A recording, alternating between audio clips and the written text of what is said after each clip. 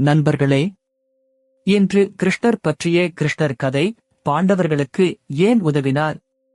இந்த வீடியோ உங்கள் வாழ்க்கையில் நிஜமான மாற்றத்தை கொண்டு வரும். பலர் கிருஷ்ணர் அருளை பெற விரும்புகிறார்கள், ஆனால் சரியான வழிபாட்டு முறை தெரியாமல் கவலைப்படுகிறார்கள். இன்று அந்த குழப்பம் நீங்கும்.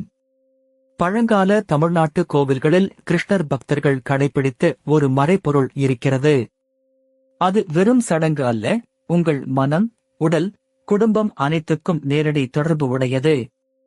மதுரை மீனாட்சி அம்மன், பழனி, திருச்செந்தூர், சிதம்பரம் போன்ற புனித திருத்தலங்களில் இன்றும் அதே முறை பின்பற்றப்படுகிறது. அந்த மரபை புரிந்து கொண்டு செய்தால் பலன் தவிர்க்க முடியாது. முதல் படி, காலை 5 முதல் 6 மணிக்குள் குளித்து, தூய ஆடை அணிந்து, மனதை அமைதிப்படுத்துங்கள். கிருஷ்ணர் திருநாமத்தை மனதில் வைத்து 11 முறை சொல்லுங்கள். இரண்டாவது படி, விளக்கு ஏற்றி, புத்தம்புதிய மலர்கள், தேங்காய் அல்லது பழம் படைத்து வழிபடுங்கள். பக்தியும் நேர்மையும் தான் முக்கியம், விலையுயர்ந்த பொருட்கள் அல்ல.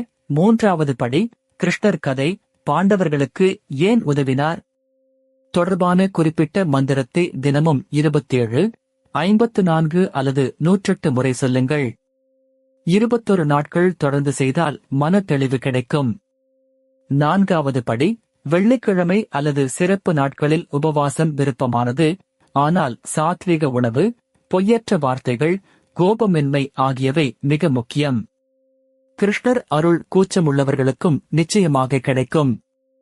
ஐந்தாவது படி, ஏழைகளுக்கு அன்னதானம், முதியோருக்கு உதவி, கோவிலுக்கு தன்னார்வ சேவை. இது பரிகாரத்தை பல மடங்கு அதிகரிக்கும்.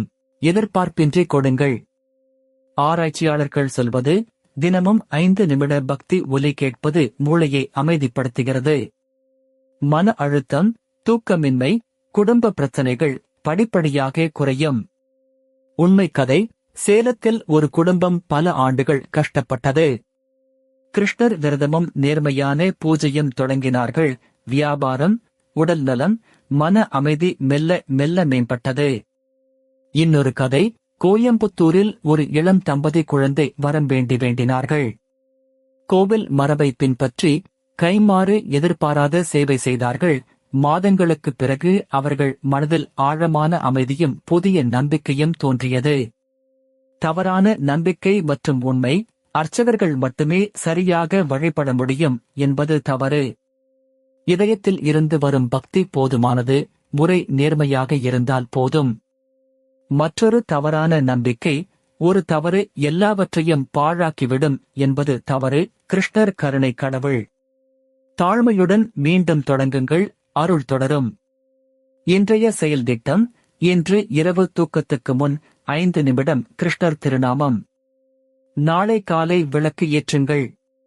இந்த வாரம் ஒரு கோவில் வருகை அல்லது வீட்டு பூஜை அறை சுத்தம். பக்தர்கள் சொல்லும் பலன்கள், தைரியம், மன தெளிவு, கடன் தீர்வு, திருமண நல்லிணக்கம், வேலை வாய்ப்புகள், உடல்நல நிலைப்பாடு.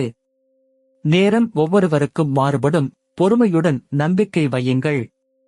தடைகளுக்கான பரிகாரம், சனிக்கிழமை எண்ணெய் விளக்கு ஏற்றுங்கள். அம்மன் அல்லது முருகன் கோவிலில் கருப்பு வஸ்திரம் படையுங்கள். 108 முறை வேகத்தை விட கவனத்துடன் உச்சரியுங்கள். குடும்பத்தில் குழந்தைகள், எளிய சுலோகங்கள் கற்றுக் கொடுங்கள். திருவிழா நாட்களில் அழைத்துச் செல்லுங்கள். மதிப்புகள் அடுத்த தலைமுறைக்கு சென்றடையும். கலாச்சாரம் வீட்டு பழக்கத்தில்தான் உயிர் வாழ்கிறது. அலுவலகத்தில் பணிபுரிவோருக்கு 2 நிமிட இடைவேளை பிரார்த்தனையும் பலன் தரும். கிருஷ்ணர் நேரத்தை அல்ல, நோக்கத்தை பார்க்கிறார். நண்பர்களே, கிருஷ்ணர் கதை, பாண்டவர்களுக்கு ஏன் உதவினார்? இது வெறும் கோட்பாடு அல்ல, நாள்தோறும் செய்ய வேண்டிய பயிற்சி. சிறிதாக தொடங்குங்கள், 21 நாட்கள் தொடர்ச்சியாக செய்யுங்கள். ஆலய மணி சேனலில் சந்தா செய்யுங்கள். தினமும் கோவில் ஞானம், பரிகாரம், தல புராணம் வருகிறது. மணி சின்னம் அழுத்துங்கள், எந்த வீடியோவும் தவறாமல் காணலாம். கீழே உரையிடுங்கள், உங்கள் சொந்த ஊர் கோவில் பெயர் எழுதுங்கள். அடுத்த வீடியோவில் அந்த திருத்தலத்தின் சிறப்புகளை பார்க்கலாம். இந்த வீடியோவை குடும்பத்தினருக்கு பகிருங்கள். ஒன்றாக வழிபட்டால் பக்தி மேலும் வளரும். கிருஷ்ணர் திருவடியில் நம்முடையவர்கள். கிருஷ்ணர் பக்தி பாதையில் பொறுமை மிக முக்கியம். கிருஷ்ணர் கதை பாண்டவர்களுக்கு ஏன் உதவினார்? நாள்தோறும் நினைவு கூர்வது மனதை வலிமையாக்கும். இந்த நம்பிக்கையை விடாதீர்கள். கிருஷ்ணர் பக்தி பாதையில் பொறுமை மிக முக்கியம்.